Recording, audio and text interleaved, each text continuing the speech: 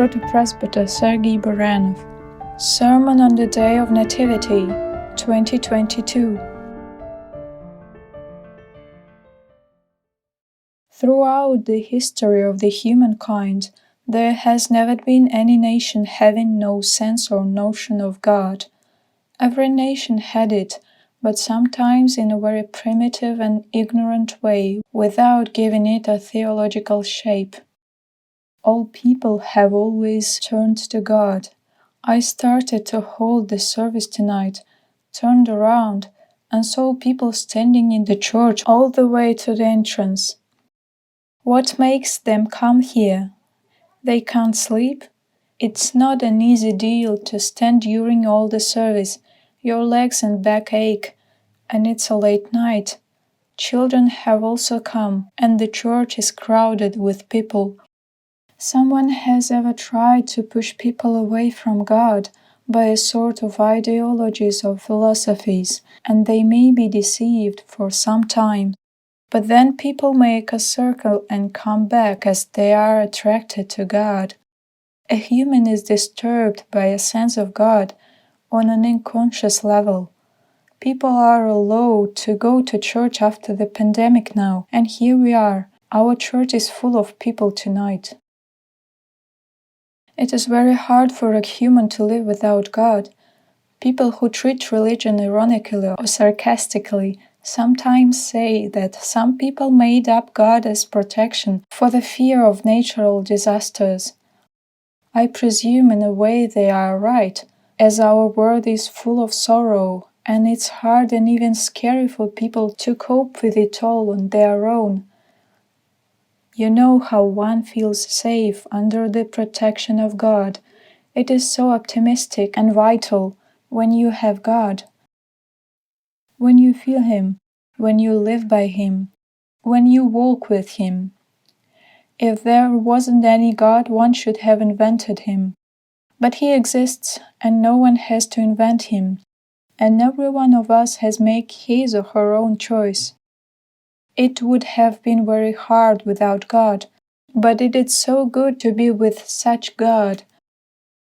On the one hand, the rustic Papuans who practice cannibalism also have their own God, but it is a kind of dreary God, born in the unnatural wilderness of their mind and heart. But on the other hand, how great our God is, who gave us a revelation about Himself, saying, God is love.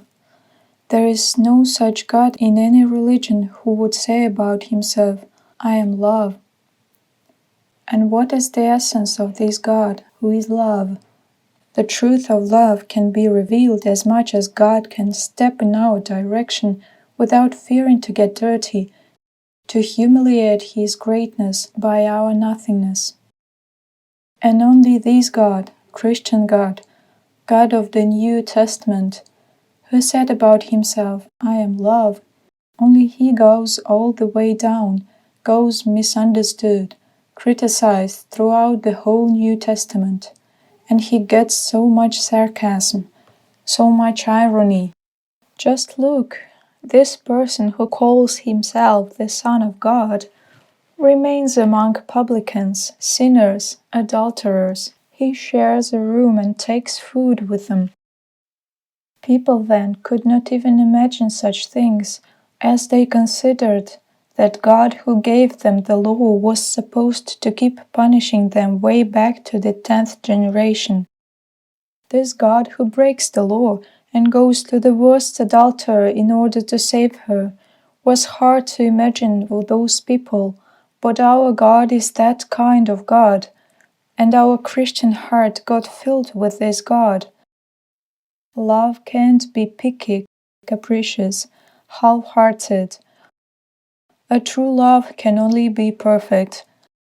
This kind of love Christ shows to us, coming without picking out a special one, without estimating every one of us, but He comes evenly to each person. This is so optimistic to have such God in our scary, sometimes horrible and imperfect world.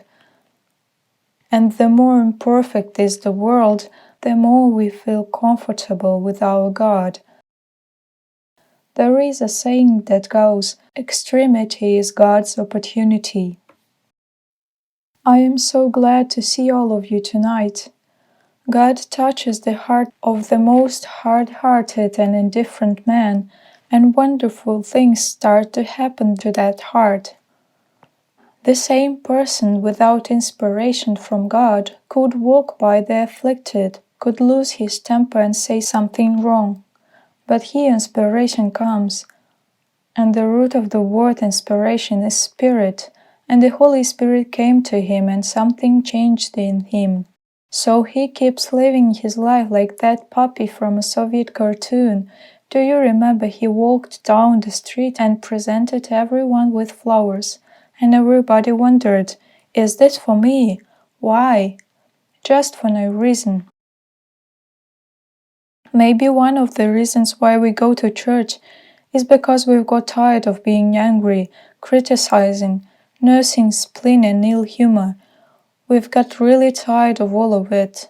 And so we go to church hoping that a tiny miracle should happen to us. God has touched your heart, and you meet your bitterest enemy and smile at him as a madman. It doesn't matter what would the enemy figure out of it. He might even suppose, what is he about again? Love is not picky. It can only be perfect, and we should strive after it. Bring this love to your family tonight. Some people could not come due to their illnesses, some due to their laziness, and some poor people haven't still found God. Bring a part of this God to them tonight. Wake them up, kiss the top of their heads, and they will ask you half asleep, "Why?" And you will answer, "Just for no reason." I like to recall some good story. Once there lived a married couple. He was a Protestant and she was an Orthodox. They respected each other and never argued.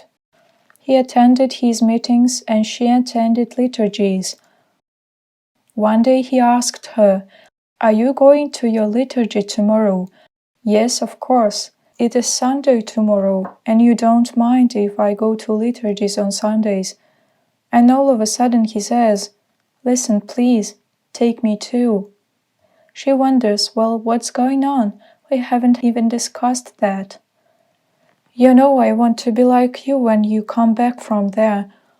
I want to experience what you bring in your eyes, in your smile." We also should bring this from church, otherwise we go to church in vain. Some people have been going to church for 30, 40, 50 years, but keep barking. That is, they have wasted 50 years. We should bring something bright, very, very bright, and let it be a kind of our little secret.